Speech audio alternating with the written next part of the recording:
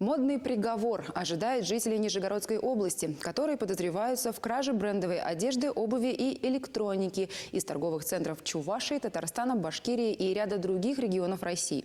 Злоумышленники были задержаны чувашскими полицейскими на посту «Рубеж», когда возвращались с очередного шоп-тура с полным багажником похищенного. Как серийным ворам удалось обойти охрану магазина, но не сотрудников уголовного розыска, расскажет моя коллега Ольга Павлова. Красивая сумочка. В чем, а в модных тенденциях и брендах жители Нижегородской области разбирались неплохо. Среди 50 с лишним наименований товаров, обнаруженных при обыске их автомобиля, сплошь известные и популярные, особенно среди молодежи, марки.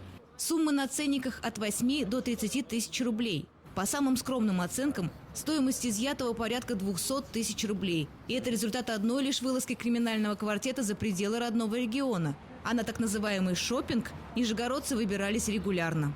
В ходе оперативно-розыскных мероприятий нами было установлено, что преступления они совершали как на территории Чувашской республики, также на территории Республики Татарстан, непосредственно в городе Казани, в городе Уфе, Башкирии, на территории Пензенской области. Парковались возле крупных торговых центров и разбредались по отделам одежды, обуви, техники. В отличие от многих представителей сильного пола, эти товарищи ходить по магазинам любили. Да и с выбором товара долго не мучились. Модные пуховики, спортивная брендовая одежда и обувь, джинсы, сумки, игровые диски и электроника. В этих отделах злоумышленники чувствовали себя как дома.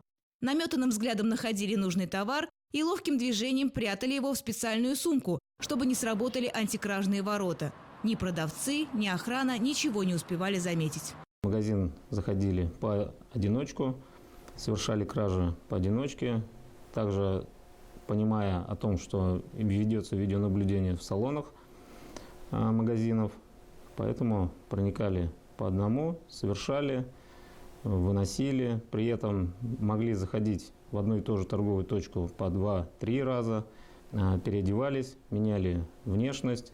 Вот один из подозреваемых заходит в отдел в таком образе, а это он же полчаса спустя сменил куртку и головной убор. Задержанные оказались мастерами перевоплощения во всех смыслах. К примеру, вот этот 43-летний нижегородец в новогоднем джемпере с Санта-Клаусами, который прячется от объектива за шкафом, назвался именем своего брата, ранее не привлекавшегося к уголовной ответственности. Надеялся скрыть от полиции, что находится в федеральном розыске. Есть что скрывать и другим подозреваемым. Фотомодель какая, что ли? Во время последней вылазки в Казань отряд потерял и другого бойца. Еще одного разыскиваемого задержал наряд патрульных столицы Татарстана. Напрасно прождав подельника в машине, джентльмены удачи тронулись в обратный путь без него. Багажник под завязку был забит пакетами с похищенными в Уфе и Казани вещами. Группе незачем было останавливаться в Чувашии, но пришлось. Короче, по ходу дела в Чебоксарах останавливаться не собирались. Маршрут построен. Конечный пункт назначения. Нижний Новгород.